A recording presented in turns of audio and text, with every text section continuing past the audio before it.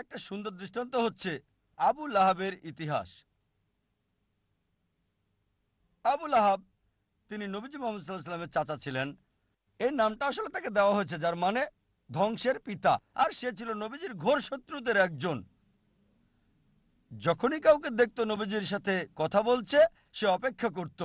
যখন নবীজি চলে যেতেন, লোকটির কাছে গিয়ে জিজ্ঞেস করত, নবীজি কি বলেছে? সে কি কালো বলেছে?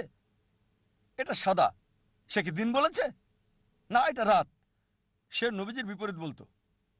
নবীজির চিরশত্রুদের একজন ছিল সে।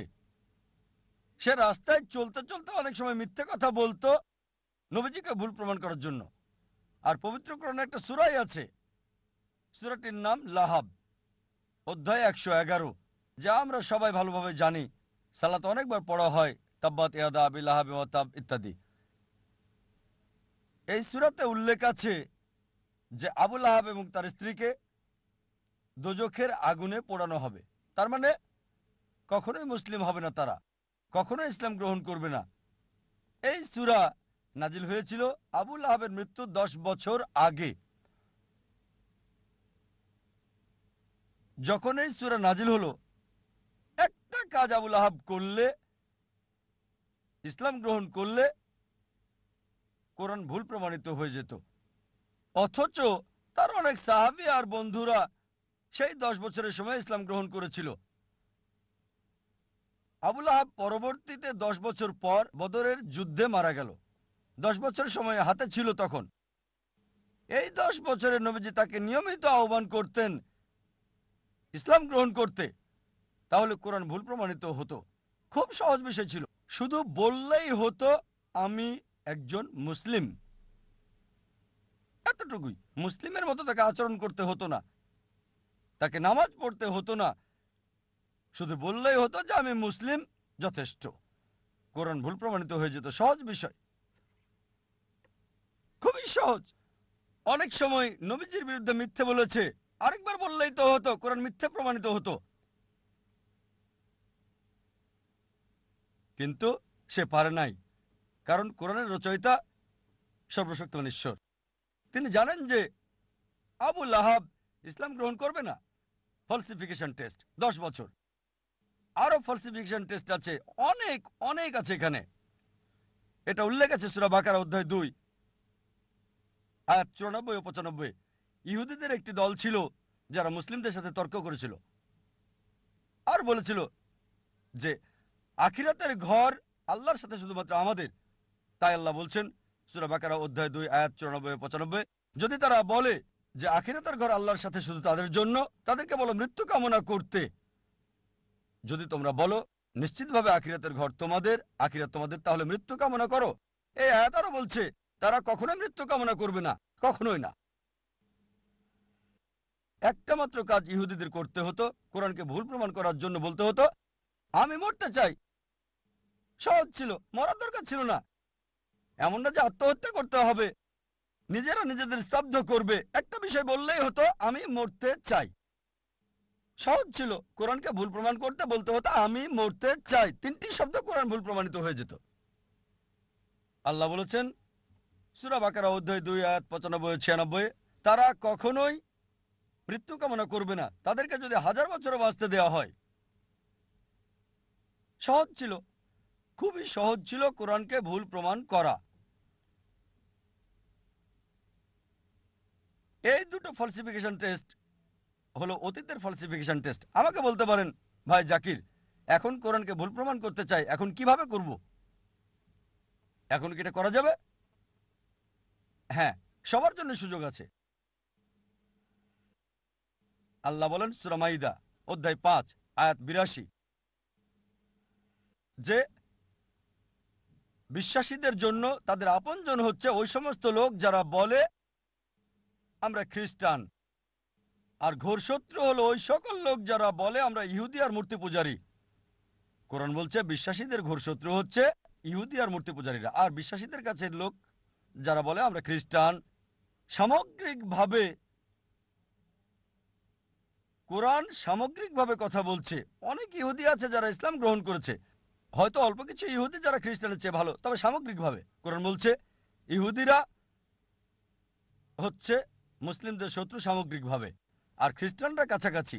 একমাত্র বিষয়, কোরআনকে ভুল প্রমাণ করার জন্য পৃথিবীর সব ইহুদিরা একত্রিত হয়ে যদি বলতে পারে, ঠিক আছে চলো আমরা মুসলিমদের প্রতি ভালো হয়ে যাই কয়েক বছরের জন্য, খ্রিস্টানদের চেয়ে ভালো হবে, কোরআন ভুল প্রমাণিত হবে, খুব সহজ। পৃথিবীর সব ইহুদিরা একত্রিত হয়ে যাক ৩-৪ বছরের জন্য, আর মুসলিমদের বন্ধু হয়ে যাক, তাহলে বলতে পারবে কোরআনের এই আয়াত সূরা মাইদা অধ্যায় ৫ আয়াত ৮২ ভুল। তারা এটা করবে না, এটা করতে পারবে না কখনোই। সহজ। আরো ফালসিফিকেশন টেস্ট রয়েছে। হয়তো বলবেন যে আমি ইহুদি না, তাহলে কিভাবে প্রমাণ করব যে কোরআন ভুল? আল্লাহ এই সুযোগ সবাইকে দিচ্ছেন। আল্লাহ পবিত্র কোরআনে বলেছেন সূরা ইসরা অধ্যায় ১৭ আয়াত ৮৮, তারা বলে সে এটা রচনা করেছে। চেষ্টা করো আরেকটা কোরআন তৈরি করো। তুমি মনে করো মানুষ রচনা করেছে? এর মধ্যে একটা কোরআন রচনা করো। চ্যালেঞ্জ দেওয়া হয়েছে সূরা তুর অধ্যায় ৫২ আয়াত ৩৪-এ। আল্লাহ তাআলা চ্যালেঞ্জ করেছেন যে এর মধ্যে একটা কোরআন রচনা করো। কখনোই তোমরা তা করতে পারবে না। এমনকি যদি সব জিন এবং মানুষ জাতি একত্রিত হয়, তারা কোরআনের মতো আরেকটা রচনা করতে পারবে না আল্লাহর সাহায্য ছাড়া। এটা একটা চ্যালেঞ্জ। আবার আল্লাহ এই চ্যালেঞ্জকে সহজ করে দিয়েছেন। আল্লাহ বলেন সূরা হুদ অধ্যায় ১১ আয়াত ১৩, তারা বলে সে এটা রচনা করেছে। ১০টা সূরা রচনা করো এর মতো করে। সম্পূর্ণ কোরআন না, এটা কঠিন। বাদ দেন এটা, ওই চ্যালেঞ্জটা কঠিন। 10টা সূরা রচনা করো কোরআনের মতো। যে কাউকে সাহায্যের জন্য ডাকো আল্লাহ ছাড়া, কখনো এটা তোমরা করতে পারবে না। আল্লাহ চ্যালেঞ্জটাকে আরো সহজ করে দিয়েছেন, খুবই সহজ। সূরা ইউনুস অধ্যায় 10 আয়াত 38, তারা বলে সে এটা রচনা করেছে। এর মতো একটা সূরা রচনা করো, একটা, পুরো কোরআন না, 10টা সূরা না, একটা সূরা এর মতো। সাহায্যের জন্য ডাকো তোমরা যাকে পছন্দ করো আল্লাহ ছাড়া, আর তোমরা তা পারবে না, কখনোই না, কখনোই পারবে না। এবার আল্লাহ চ্যালেঞ্জটাকে সহজ করে দিলেন। আল্লাহ বলেন সূরা বাকারা অধ্যায় 2 আয়াত 23 এবং 24-এ, আল্লাহ বলেন وإن كنتم في ريب مما نزلنا على عبدنا, যদি তোমরা সন্দেহ করো যা আমি নাজিল করেছি আমার বান্দার প্রতি সময়ে সময়ে, فأتوا بسورة من مثلي, একটা সূরা রচনা করো কিছুটা এর মতো করে।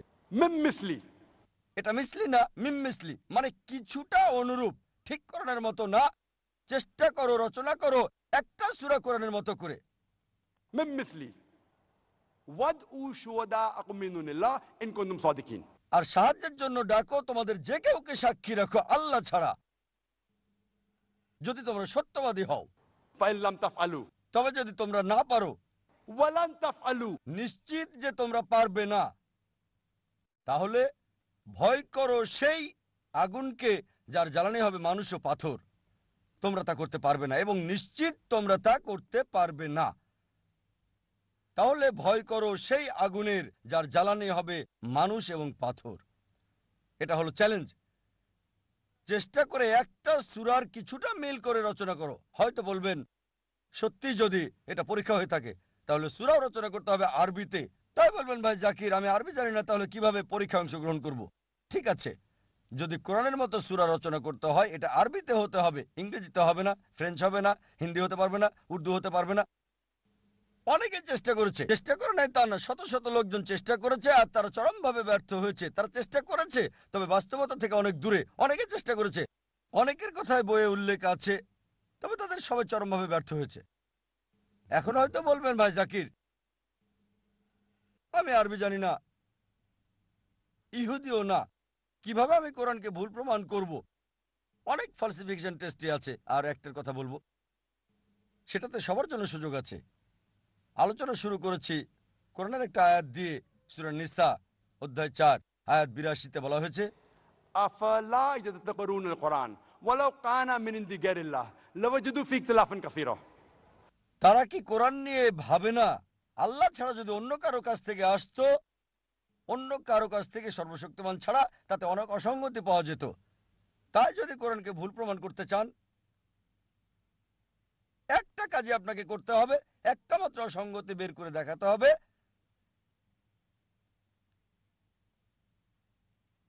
কেউ যদি কোরআনের একটা ভুল বের করতে পারে, কোরআন ভুল প্রমাণিত হবে। এমন না যে চেষ্টা করে নাই, অনেকেই করেছে। ইন্টারনেটে যান, দেখবেন হাজারটা কন্ট্রাডিকশন, কিন্তু সবগুলোই হয় প্রসঙ্গ ছাড়া, না হয় ভুল ব্যাখ্যা বা অযৌক্তিক। তাই এটাকে বলা হয় ফলসিফিকেশন টেস্ট। কোরআন বলে দিয়েছে কিভাবে এটাকে ভুল প্রমাণ করব। যদি ভাবেন আল্লাহর পক্ষ হতে না, ভুল প্রমাণ করতে চান, চেষ্টা করেন, একটা অসঙ্গতি বের করেন, ভুল প্রমাণিত হবে। এটাই হচ্ছে ফলসিফিকেশন টেস্ট। যে কোনো মানুষ যে আল্লাহকে বিশ্বাস করে অবশ্যই একমত হবে, যদি সে যুক্তিবাদী হয়। এই 1 ঘন্টায় আমি যা বলেছি সে মানবে যে কোরআন আল্লাহর বাণী। তাহলে যে ঈশ্বরে বিশ্বাস করে না তার ব্যাপারে কি হবে? যদি কেউ ঈশ্বরে বিশ্বাস নাই করে, তাহলে কোরআন আল্লাহর বাণী, এই প্রশ্নটা আসবে কি করে? সুতরাং আমরা অধিকাংশ বিষয়ে কথা বলছি, তারপরও একটা বৃহৎ অংশ আছে যারা নাস্তিক, যারা বিশ্বাস করে না আল্লাহকে। তাদের ব্যাপারে কি বলবেন?